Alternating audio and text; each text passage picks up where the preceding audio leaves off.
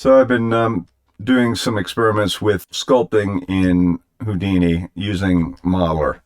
And I wanted to go over some of those experiments right now and have a suggestion for a new brush for Alexa.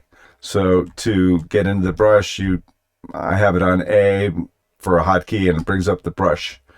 And of course, it's very similar to the brush in Zbrush, where it just moves in screen space. But you can also hold down the control key and it'll move along the normal. Very cool. Very useful, super useful brush. But you can't draw let's say you wanted to draw a line across this object, brush stroke. You'd have to come up here and, well, hold the control and just tap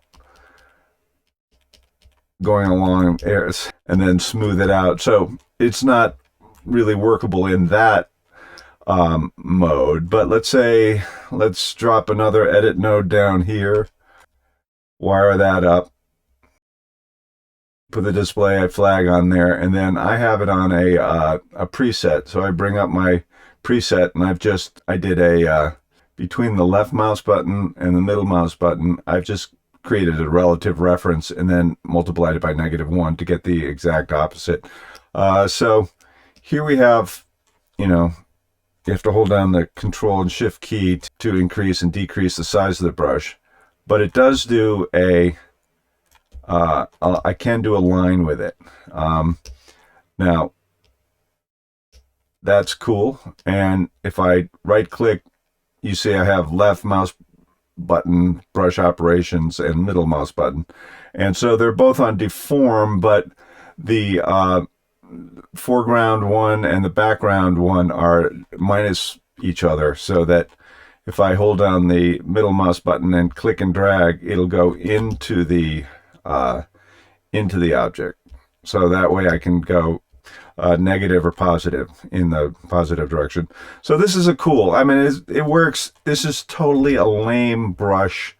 I hate this, octagon thing. I can turn off orient brush to surface. You can turn that on and off, but it's not a good brush.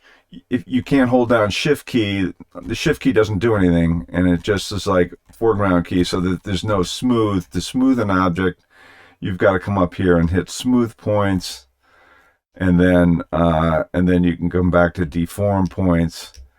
But I would much rather have a smooth point on shift, and then maybe on the control key have it go negative, instead of having to do a middle mouse button and then click and drag, which is really bad ergonomically if you're using a Wacom tablet. Who wants to paint holding your thumb key on that middle mouse button? Not a good interface. So I think Alexa could do much better to create this created brush. I would like to have a second brush.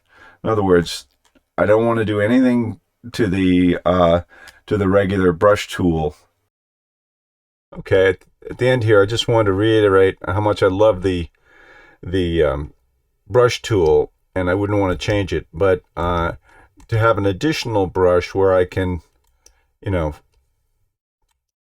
draw lines like this would be very, very cool.